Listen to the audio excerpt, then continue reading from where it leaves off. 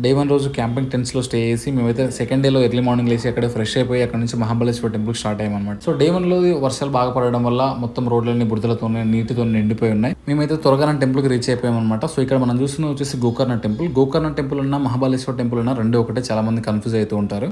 మేము టెంపుల్‌కి వెళ్ళిన రోజు తొలి ఏకాదశి, చాలా మంది క్రౌడ్ ఉంటుందేమో ఎక్స్పెక్ట్ చేసాం. బట్ లక్కీగా ఏందంటే క్రౌడ్ చాలా తక్కువ ఉండే, దర్శనం మాత్రం చాలా బాగా అయింది.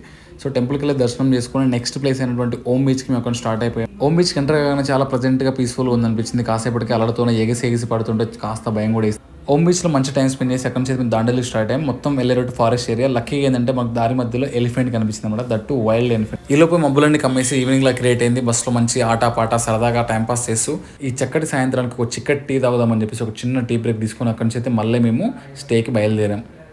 స్టేకి రీచ్ అవ్వగానే ఫస్ట్ థింగ్ ఎవరి టెంట్లు వాళ్ళకి అసైన్ చేసి తర్వాత యాక్టివిటీస్కి వెళ్ళిపోయారనమాట. లైక్ స్విమ్మింగ్ పూల్ కానీ రెయిన్ డ్యాన్స్ కానీ ఇవన్నీ ఉంటాయి మనకు డే 2లో. సో ఫస్ట్ స్విమ్మింగ్ పూల్ చేసి దాని తర్వాత రెయిన్ డ్యాన్స్లో మన వాళ్ళంతా మంచి మజా చేశారనమాట. చూస్తున్నారు కదా, ఇంతటితో మన డే 2 సక్సెస్ఫుల్గా కంప్లీట్ అయిపోయింది.